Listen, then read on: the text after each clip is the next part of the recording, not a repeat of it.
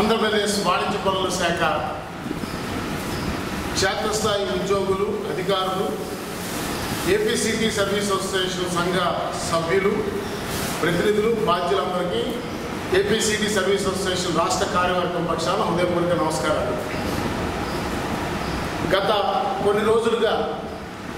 క్షేత్రస్థాయిలో పనిచేసేటువంటి ఉద్యోగులు అధికారులు సంఘ ప్రతినిధుల నుంచి రాష్ట్ర కార్యవర్గానికి అనేక రకాలైనటువంటి సూచనలు, సలహాలు, ప్రతిపాదనలు, అదే రకంగా కొంత ఒత్తిడి కూడా ఉన్న విషయం ఈ సందర్భంగా మీ దృష్టికి తీసుకొస్తా ఉన్నాం. ప్రధానంగా గత 5 సంవత్సరాలు ఆనాటి ప్రభుత్వ పాలనలో ఈ శాఖ పూర్తిగా నిర్వీర్యం అయిపోయి వ్యక్తిగత ప్రయోజనాలకి పెద్దపీట వేసి రాష్ట్ర ప్రయోజనాలకి నష్టం కలిగేలాగా, అలాగే క్షేత్రస్థాయి ఉద్యోగులతో మీద కక్షపూరితంగా విచక్షణ అధికారాలను ఉపయోగించుకుంటూ డిస్క్రిమినేట్ చేసి వారిని పైవారికి ఒక న్యాయం, కింద స్థాయి ఉద్యోగులు మరొక న్యాయం అనే రీతిలో ఇష్టానుసారంగా వ్యవహరిస్తూ ఆఖరికి రాష్ట్రపతి అవినీతి అధికారుల కోసం రాష్ట్రాన్ని ఒక స్ట్రక్చర్ని, ప్రాంతీయ వ్యవస్థను ఏర్పాటు చేసి రాష్ట్రపతి ఉత్తర్వులకు భిన్నంగా జోనల్ ఓవర్లాపింగ్ చేస్తూ వారికి కార్యక్షేత్రాన్ని, ఏరియా జ్యూరిస్డిక్షన్ని కూడా ఏర్పరిచి మరి ఈ రాష్ట్రంలో కింద స్థాయి జూనియర్ అసిస్టెంటు, అటెండర్ స్థాయి ఉద్యోగుల్ని, సీనియర్ అసిస్టెంట్ గుమస్తా ఉద్యోగస్తుల్ని ఒక జోన్ నుంచి మరొక జోన్కి రాష్ట్రపతి ఉత్తర్వులకు విరుద్ధంగా ఇష్టానుసారంగా బదిలీ చేసి పనిచేస్తున్నటువంటి పరిస్థితి. అలాగే గత ప్రభుత్వంలో శాఖాపరమైన శిక్షల పేరు మీద ఉన్నతాధికారులను రక్షించడం కోసం కింద స్థాయి ఉద్యోగుల్ని బలిపశువులు చేసేలాంటి విధానాన్ని అవలంబించడం, బదిలీలో జరిగిన అక్రమాలను ప్రశ్నించినందుకు విచారణ వేసి విచారణలో నిరూపితమైన తర్వాత ఆ అధికారులను రక్షించడం కోసం కింద స్థాయి ఉద్యోగుల్ని మీద క్రమశిక్షణా చర్యలు అంటూ దాన్ని దాటివేసే ధోరణి ప్రయత్నం చేయటం, ఇంకా ఇవే కాకుండా అనేక అరాచకాలకి పాల్పడినటువంటి పరిస్థితి. వీటన్నిటికీ కారణం ఓ పక్క ఈ శాఖలో పాతుకుపోయినటువంటి ఒక 3-4 ఉన్నత స్థాయి అవినీతి అధికారులు ఈ శాఖ నుంచి బయటకు వెళ్ళే అవకాశం లేక ఈ శాఖలోనే వారు కొనసాగాల్సి ఉండటం వల్ల ఉత్పన్నమైనటువంటి పరిస్థితులు. ఐఏఎస్ అధికారి హెడ్ ఆఫ్ ది డిపార్ట్మెంట్గా వచ్చినా, ప్రిన్సిపల్ సెక్రటరీగా వచ్చినా మరలా తిరిగి వారితోనే సంప్రదింపులు చేయాల్సినటువంటి అవసరం ఉన్న కారణంగా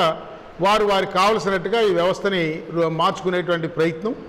దానికి అడ్డుపడ్డామన్నటువంటి అక్కసుతో క్షేత్రస్థాయి ఉద్యోగుల యొక్క ప్రాతినిధ్యం గొంతుగా నిలబడి ప్రాతినిధ్యం వహించినటువంటి ఏపీసీటీ సర్వీస్ అసోసియేషన్ని, ఆ నాయకుల్ని అణగదొక్కాలని చేసిన ప్రయత్నం. దీనికి తోడు అదే సమయంలో ఎప్పటికప్పుడు ఈ విచక్షణని, ఈ రకమైనటువంటి పరిస్థితిని ఎదుర్కొని గత 35 ఏళ్ల బట్టి ఈ శాఖలో సంఘాన్ని సమర్థవంతంగా శాఖ ప్రయోజనాల కోసం, రాష్ట్ర ప్రయోజనాల కోసం, ఉద్యోగుల ప్రయోజనాల కోసం అనేటువంటి లక్ష్యంతో పనిచేసినటువంటి ఈ సంఘం గత ప్రభుత్వ హయాంలో ఆనాడు ఓవరాల్గా ఉద్యోగులకి జరిగిన అన్యాయాన్ని దృష్టిలో పెట్టుకుని గవర్నర్ని కలిసాడు ఈ నాయకుడు అన్న కారణంగా అక్కడ సాధించలేక ఆ కక్షనంతా ఇక్కడ చూపించేటువంటి ప్రయత్నంలో భాగంగా ఆ సందర్భాన్ని నాటి ముఖ్యమంత్రితో నేరుగా ఘర్షణ పడినటువంటి పరిస్థితిని ఆసరాగా తీసుకుని ఈ శాఖలో ఉన్నతాధికారులు తమ ఇష్టానుసారంగా ఈ శాఖని వాళ్ళ అనుగుణంగా మార్చుకోవడం జరిగింది. ఓ రకంగా చెప్పాలంటే ఇది ప్రస్తుతం ఈ శాఖ 2 ప్రయోజనాల కోసం పనిచేస్తుంది. ఒకటి, పన్ను ఎగవేతదారులు, స్మగ్లర్ల కోసం. 2, శాఖలో అవినీతితో కూరుకుపోయినటువంటి ఉన్నతాధికారులు,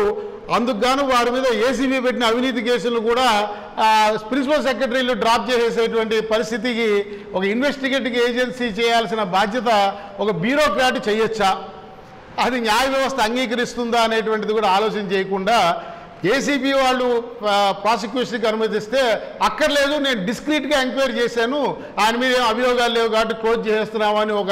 ఐఏఎస్ అధికారి ఉత్తర్వు ఇచ్చేటువంటి స్థితికి వచ్చిందంటే ఎవరి కోసం పనిచేస్తుందంటే వీళ్ళిద్దరి కోసం పనిచేస్తుంది. సో అయితే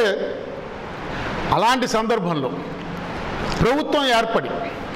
15 నెలలుగా పూర్తయి 16వ నెలలోకి వస్తున్నప్పటికి కూడా కొత్త ప్రభుత్వం, ఈ ప్రభుత్వం రావాలని కోరుకుని దానికోసం ప్రాణాలకు తెగించి పనిచేసినటువంటి ఉద్యోగ సంఘ నాయకత్వంగా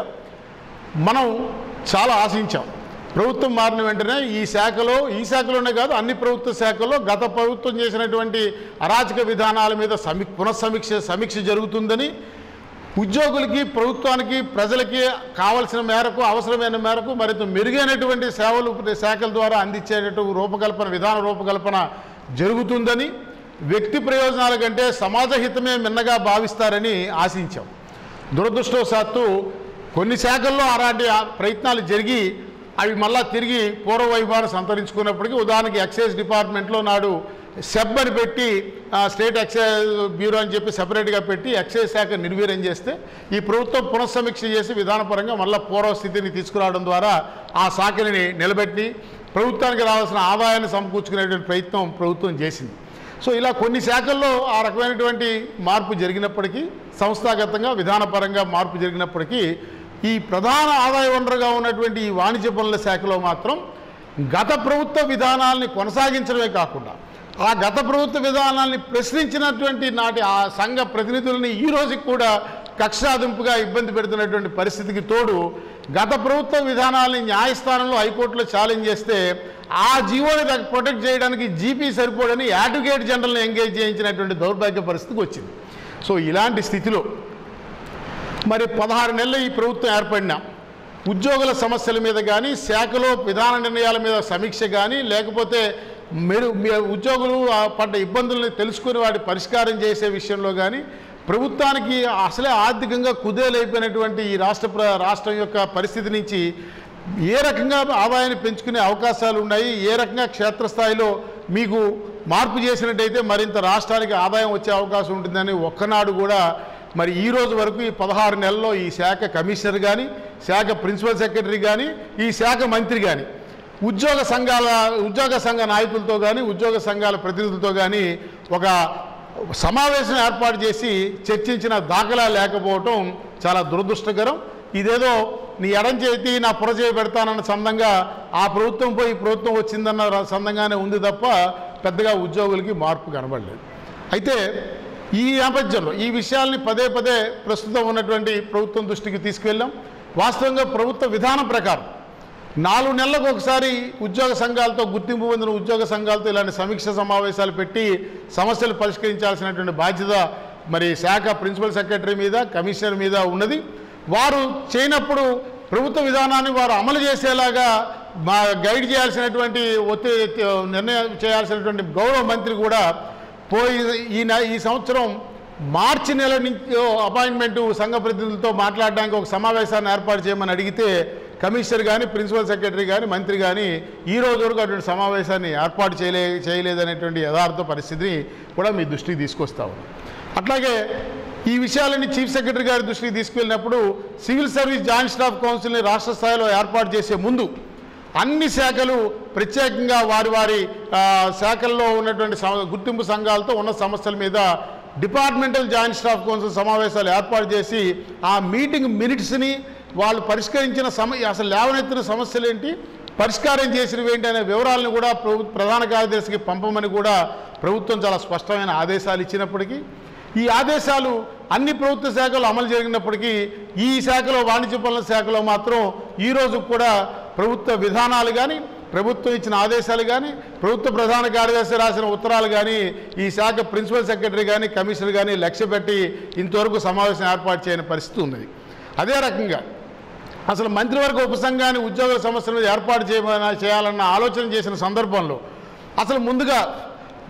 నేను నా శాఖలో టీచర్ల సంఘాలందరితో కూడా సమావేశం అయ్యి వారి అభిప్రాయాలు తీసుకుని వారి సమస్యలు ఏంటో తెలుసుకున్నాను. అదే ప్రయత్నం మొదలు ఏ శాఖ మంత్రి ఆ శాఖలో చేయమని గౌరవ విద్యాశాఖ మంత్రి నారా లోకేష్ గారు సూచించినప్పటికీ కూడా మంత్రివర్గ సమావేశంలో ఈ రోజు వరకు ఈ శాఖ మంత్రికి ఆ తీరిక లేకుండా పోయింది అనేటువంటి యథార్థాన్ని కూడా ఈ సందర్భంగా ప్రస్తావించుకోవాలి.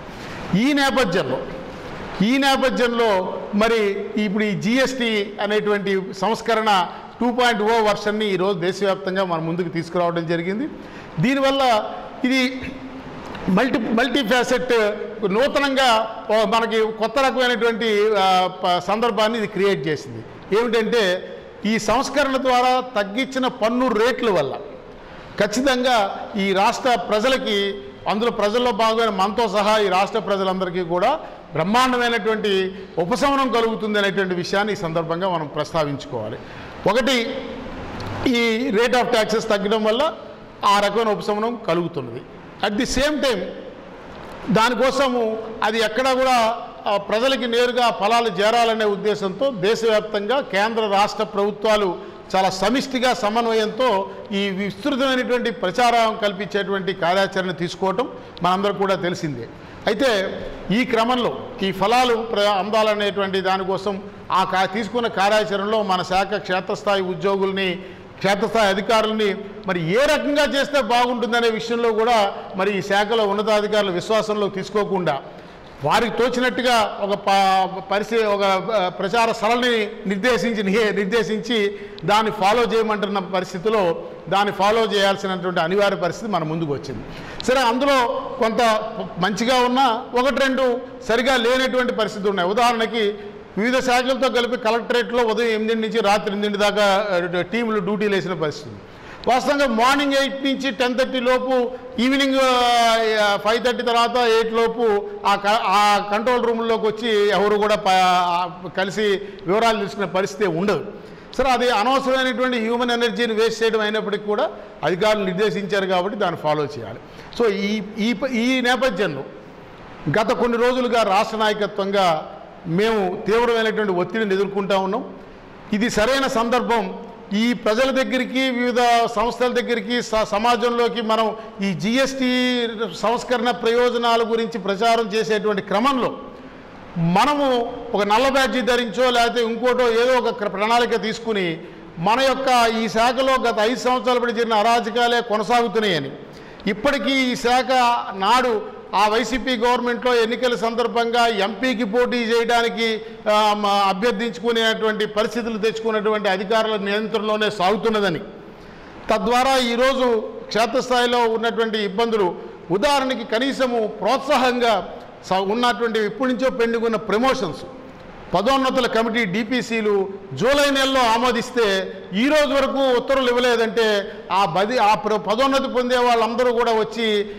ఎవరినో కలిసి ఎవరినో తృప్తిపరిస్తే తప్ప ఈరోజు కూడా ఆ పదోన్నతులు రిలీజ్ కావా అనేటువంటి పరిస్థితి శాఖలో నెలకొన్నటువంటి వాస్తవం. దీనివల్ల వాస్తవానికి నిబంధనల ప్రకారం 31 ఆగస్టులోగా ఆ పదోన్నతులు రిలీజ్ చేయవలసి ఉన్నది. ఒకవేళ రిలీజ్ ఏ కారణం చేతన అడ్మినిస్ట్రేటివ్ రీజన్తో రిలీజ్ చేయలేకపోతే డిసెంబర్ వరకు పోస్టింగ్స్ ఇచ్చే అవకాశం ఉన్నది. కానీ అక్కడ క్లాజ్ ఏముంటుందంటే అడ్మినిస్ట్రేటివ్ రీజన్తో అనేటువంటి క్లాజ్ ఉంటుంది. కాబట్టి అటువంటిప్పుడు రేపు తర్వాత 1 సెప్టెంబర్ తర్వాత ఇచ్చినటువంటి వాటన్నిటిని కూడా రిట్రాస్పెక్టివ్గా పదోన్నతి ఇవ్వాల్సినటువంటి పరిస్థితి ఏర్పడుతుంది అనేటువంటి విషయాన్ని కూడా ఈ సందర్భంగా ప్రస్తావిస్తున్నారు ఉద్యోగస్తులు. ఈ నేపథ్యంలో ఇది సరైన సమయం. ఎట్లా మనం అధికారిక వాట్సాప్ గ్రూపుల నుంచి వైదొలగడం కానీ, లేదా మనం నల్ల రిబ్బర్ పెట్టుకుని మనకు జరుగుతున్న అన్యాయాన్ని కూడా మనం మెడలో ధరించి ఈ జిఎస్టీ ప్రచారాన్ని చేస్తే ప్రభుత్వం మీద ఒత్తిడి పెరుగుతుందనేటువంటి సూచనలు, సలహాలు, ఇలా ఏదో ఒక కార్యాచరణ మనం సంఘం తీసుకున్నట్టయితే గతంలో ఈ సంఘాన్ని విభేదించిన వాళ్ళు, సంఘంతో వేరుపడిన వాళ్ళు, లేదా కొంతమంది అధికారులు క్షేత్రస్థాయిలో గతంలో ఈ సంఘానికి వ్యతిరేకంగా పనిచేసిన వాళ్ళు తిరిగి మేమందరం కూడా సంఘంలోకి వచ్చి మీతో కలిసి పనిచేస్తాం అనేటువంటి రకరకాల ప్రతిపాదనలతో ఈనాడు సంఘం మీద ఒత్తిడి చేసుకొస్తా ఉన్నటువంటి పరిస్థితి ఉన్నది. ఆ నేపథ్యంలోనే ఈనాడు ఈ అత్యవసరంగా అందుబాటులో ఉన్న రాష్ట్ర కార్యవర్గ సభ్యులతో సమావేశమయ్యి మనం ఈ నిర్ణయాలు తీసుకున్నాం. మీరందరూ చేసిన సూచన, మీరు ఇస్తున్నటువంటి సలహాలు ఒక సంఘంగా మన సమస్యల పరిష్కారం వైపు ప్రభుత్వం యొక్క దృష్టిని, ప్రభుత్వ పెద్దల యొక్క దృష్టిని అట్రాక్ట్ చేయడానికి మీరు చేస్తున్న ప్రతిపాదన వ్యూహాత్మకమైన ఆలోచనే అవుతుందని నేను ఏకీవిస్తూ ఉన్నాను. అయితే అట్ ది సేమ్ టైం ప్రస్తుతం ఈ రాష్ట్రం ఉన్నటువంటి ఆర్థిక పరిస్థితుల్లో మనకు అనివార్యంగా ఆదాయం, ఇప్పుడు ఇక్కడ సమాజంలో ప్రజలకి ఎంతైతే మేలు జరుగుతుందో అట్ ది సేమ్ టైం ఆ మేరకు రాష్ట్ర ప్రభుత్వ ఆదాయం, జిఎస్టీ ద్వారా వచ్చే ఆదాయం తగ్గుతుంది అనేటువంటి యథార్థాన్ని కూడా మనం గుర్తించాల్సిన అవసరం ఉన్నది. 10,000 కోట్ల మేరకు ఈ రాష్ట్ర ప్రజలకి లాభం చేకూరుతుంది అంటే అర్థం 10,000 కోట్ల మేరకు ఈ రాష్ట్ర ఆదాయం తగ్గుతుంది అనేటువంటి యథార్థాన్ని మనం గ్రహించాలి. సో అసలే ఆర్థికంగా చితికిపోయి ఉన్న ఈ రాష్ట్రం ప్రస్తుతం జీతభత్యాల చెల్లింపు కూడా ఇబ్బంది పడుతున్నటువంటి పరిస్థితుల్లో ప్రధాన ఆదాయ వనరుగా ఉన్న మన శాఖలో ఏదున్నా మనము తర్వాత ప్రభుత్వం దృష్టికి తీసుకెళ్లి పరిష్కారం చేసుకోవాలి తప్ప ఇది సరైన సందర్భంగా బాధ్యతాయుతంగా అనిపించుకోదు. వ్యూహాత్మకం అవుతుందేమో కానీ బాధ్యతాయుతం అనిపించుకోదు అనేటువంటి విషయాన్ని ఈ సందర్భంగా మీ అందరికీ మనవి చేసుకుంటా ఉన్నాను. అందువల్ల దయచేసి మేము రాష్ట్ర కార్యవర్గం పూర్తిగా క్షేత్రస్థాయి ఉద్యోగులు అధికారుల మనోభావాలతో ఏకీవిస్తూ ఉన్నాం. జరుగుతున్న అన్యాయాలు అక్రమాల విషయంలో మీరు చెప్పినటువంటి వాటితో మేము పూర్తిగా ఏకీవిస్తూ ఇప్పటికీ ఈ అంశాలన్నీ ప్రభుత్వం దృష్టికి తీసుకెళ్ళాం కాబట్టి తగిన స్థాయిలో ఈ దసరా టు దీపావళి జరిగేటువంటి ఈ విస్తృతమైన ప్రచార కార్యక్రమంలో మన క్షేత్రస్థాయిలో ఉద్యోగుల అధికారులందరూ కూడా పూర్తి నిబద్ధతతో పాల్గొని దీన్ని విజయవంతం చేసి ప్రజల్లో అవగాహన కల్పించి వినియోగదారులు అంతిమంగా ఇది జిఎస్టీ అంటేనే కన్జ్యూమ్డ్ బేస్డ్ ట్యాక్స్ కాబట్టి ఎంత వస్తు వినియోగం జరిగితే అంత ఆర్థికంగా ప్రభుత్వానికి ఆదాయం వస్తుంది కాబట్టి ఈ రేట్ ఆఫ్ ట్యాక్స్ తగ్గినందువల్ల వస్తు వినియోగం అనే విషయాన్ని తెలుసుకోవడం ద్వారా ప్రజల్లో వస్తు వినియోగం పెరిగితే తద్వారా ఆ రేట్ ఆఫ్ ట్యాక్స్ తగ్గించినటువంటి ఫలాలు ప్రజలకు చేరడమే కాకుండా రేట్ ఆఫ్ ట్యాక్స్ తగ్గినందువల్ల వచ్చే నష్టాన్ని రాష్ట్ర ప్రభుత్వం భర్తీ చేసుకునేటువంటి అవకాశం ఏర్పడుతుంది. కాబట్టి మనకున్న సమస్యలన్నీ ఉన్నాయి, వాటిని పక్కన పెట్టి వాటి పరిష్కారం కోసం రాష్ట్ర నాయకత్వం చేసేటువంటి కృషి ఫలిస్తుందని మీరు ఆశించి నమ్మకం ఉంచి రాష్ట్ర నాయకత్వం మీద మీరు మాత్రం క్షేత్రస్థాయిలో ఎటువంటి ఇబ్బంది లేకుండా ఇచ్చినటువంటి పని పూర్తి చేయండి. ఈ ప్రచారాన్ని ముమ్మరంగా చేయండి, చిత్తశుద్ధితో చేయండి. అదే రకంగా సరే ఇది కాకుండా ఇంకా మనకున్నటువంటి అనుభవంతో క్షేత్రస్థాయిలో ఎవరైనా మన క్షేత్రస్థాయి ఉద్యోగులు కానీ అధికారులు కానీ సంఘ ప్రతినిధులు కానీ వినూత్నమైన ఆలోచనలతో మరింత మెరుగ్గా సామాన్య ప్రజల మెదళ్ళలోకి వెళ్ళే రీతిలో ఏ రకంగా ఈ సంబంధిత targeted sections rate of tax తగ్గినటువంటి ఆ వర్గాలని సెలెక్టివ్గా తీసుకుని ప్రచారం నిర్వహించవచ్చో మరింత మెరుగ్గా చేసే అవకాశం ఉంటుందో అలాంటి వాటి మీద మీకు వచ్చిన ఆలోచనలు ఏమైనా ఉంటే ఏదైనా ఒక క్యాంపెయిన్ మోడల్ని మీకు వచ్చిన ఆలోచన ఏదైనా ఉంటే తప్పనిసరిగా రాష్ట్ర సంఘం పక్షాన ఒక సోషల్ ప్లాట్ఫామ్ డిజిటల్ ప్లాట్ఫామ్ ఒకటి ఏర్పాటు చేస్తాం. మీ ఆలోచనల్ని దాంట్లో పోస్ట్ చేయండి. ఇలాంటి వాటిలో మెరుగైనటువంటి ఆలోచనలు సెలెక్ట్ చేసి 1, 2, 3 అని ఆ మొదటి 3 ఆలోచనలకి ఒక బహుమతి కూడా 1, 2, 3 ఫస్ట్, సెకండ్, థర్డ్ ప్రైజ్ బహుమతిని రాబోయే రాష్ట్ర కౌన్సిల్ సమావేశంలో మరి తప్పనిసరిగా వారికి అది ప్రజెంట్ చేయడమే కాకుండా ఇలా ఈ విజేతల పేర్లని వివరాలని కూడా మరి గౌరవ ముఖ్యమంత్రి గారి దృష్టికి తీసుకువెళ్తామనే విషయాన్ని మనవి చేస్తా ఉన్నాం. ఇక మీ సమస్యలన్నింటినీ కూడా తప్పకుండా మరి ఈ దసరా దీపావళిలోగానే మీరు ఈ ప్రచారంలో ఉండగానే నేను రాష్ట్ర నాయకత్వం తప్పనిసరిగా గౌరవ ముఖ్యమంత్రి గారిని కలిసి ఈ శాఖలో జరుగుతున్న అన్యాయాలు అక్రమాలు జరిగినటువంటి వాటి కొనసాగింపు ఇంకా ఏ రకంగా జరుగుతుంది, దానివల్ల ఏ రకంగా నష్టం జరుగుతుందనే విషయాలన్నీ వారి దృష్టికి తీసుకొచ్చి క్షేత్రస్థాయిలో ఒక ఆరోగ్యకరమైన పనితీ వాతావరణాన్ని కల్పించేలాగా ఇవాళ హానెస్ట్లీ ఉద్యోగులు అధికారులు పరస్పర నమ్మకంతో పనిచేసే పరిస్థితి శాఖలో లేదు. ఉద్యోగులు అధికారులు పరస్పర నమ్మకంతో పనిచేయకపోతే ఆశించినటువంటి ఫలితాలు శాఖ ద్వారా వచ్చే పరిస్థితి లేదు. అందువల్ల ఇది విస్తృత ప్రజా ప్రయోజనాలని రాష్ట్ర ప్రభుత్వ ప్రయోజనాలని దృష్టిలో పెట్టుకుని ఆ రకమైన ఆరోగ్యకరమైన వాతావరణం తీసుకురావాల్సిన అవసరం ఉంది విషయాన్ని ముఖ్యమంత్రి గారి దృష్టికి తీసుకెళ్తాం. అలాంటి ఆరోగ్యకర వాతావరణం లేకపోవడానికి ఒకరినొకరు శత్రువులుగా చూసుకునే వాతావరణం ఏర్పడడానికి కారణమైన ప్రధానమైన 3 అవినీతి పరులైన ఉన్నతాధికారులని ఈ శాఖ నుంచి కాకుండా వారి స్థాయికి తగ్గ ఏదో పదవిలో వేరే ఏదైనా కార్పొరేషన్లకో పబ్లిక్ సెక్టర్ అండర్టేకింగ్స్కో సీఈఓలుగానో మార్చడం ద్వారా ఈ శాఖని నాడు స్వతంత్రం బ్రిటిష్ వాళ్ళ చేతి నుంచి బయటపడినట్టుగా ఈ శాఖ ఈ 3 కబంధ హస్తాల నుంచి బయటపడి పూర్వవైభవాన్ని సంతరించుకునేటట్టు చేయాలని చెప్పి తగిన ఆధారాలతో తగిన ప్రతిపాదనలతో గౌరవ ముఖ్యమంత్రి గారి దృష్టికి తీసుకెళ్లి సమస్యలు పరిష్కారమయ్యే ప్రయత్నం మేము చేస్తామని మనవి చేసుకుంటూ మరొకసారి అందరికీ అప్పీల్ చేస్తూ ఉన్నా. నేను వ్యక్తిగతంగా కూడా అప్పీల్ చేస్తూ ఉన్నా. ఈ ప్రభుత్వం మనం కోరుకున్న ప్రభుత్వం, నేను ప్రాణాలకు తెగించి పనిచేశాను ఈ ప్రభుత్వం రావడం కోసం. కాబట్టి ఈ ప్రభుత్వంలో మనం ఆందోళన చేయాల్సిన అవసరం లేదు, నిరసన తెలపాల్సిన అవసరం లేదు. ఖచ్చితంగా గౌరవ ముఖ్యమంత్రి గారి దృష్టికి ఈ శాఖ పరిస్థితిని తీసుకువెళ్ళి మీ అందరూ దీపావళి నాటికి సంతోషంగా ఉండాలంటే వాతావరణం వచ్చేలాగా నేను కృషి చేస్తానని నా మీద నమ్మకం ఉంచని మీ అందరినీ కోరుకుంటూ ఇప్పుడు ఏవైతే ఈ బ్యానర్లు మనం రిలీజ్ చేశామో ఈరోజు విడుదల చేసుకున్నామో ఈ 2 బ్యానర్లని ప్రతి డిపార్ట్మెంట్ ప్రతి కార్యాలయం దగ్గర మన సంఘం పక్షాన వీటిని ఏర్పాటు చేయడం ద్వారా ఈ ప్రచారంలో మనం చిత్తశుద్ధితో పాల్గొంటున్నామన్న మన సంఘీభావాన్ని ఈ ప్రచారానికి మరి సంఘం పక్షాన తెలియపరిచిన వాళ్ళు అవుతారు. కాబట్టి 24 గంటల్లోగా ప్రతి వాణిజ్య పనుల శాఖ కార్యాలయం దగ్గర ఈ 2 బ్యానర్లు ఏర్పాటు చేయమని చెప్పి మన ఉద్యోగస్తుల్ని సంఘ ప్రతినిధులందరినీ కోరుకుంటూ మీ అందరికీ దసరా విజయదశమి శుభాకాంక్షలతో ఈరోజు శరన్నవరాత్రుల్లో భాగంగా ఎట్లయితే మహిషాసుర మర్దిని రాక్షస సంహారం జరిగిన అవతార రూపంలో అమ్మవారు దర్శనమిస్తారో తప్పనిసరిగా ఈ శాఖని పట్టు పీడిస్తున్నటువంటి రాక్షసులు త్వరలోనే అంతమంది ఈ శాఖ విజయవంతం అవుతుంది, ఉద్యోగులు అంతిమంగా విజయం సాధిస్తారనే విషయాన్ని మీ అందరికీ మనవి చేస్తూ అందరికీ దసరా శుభాకాంక్షలు. సెలవు. Thank you. APCT service association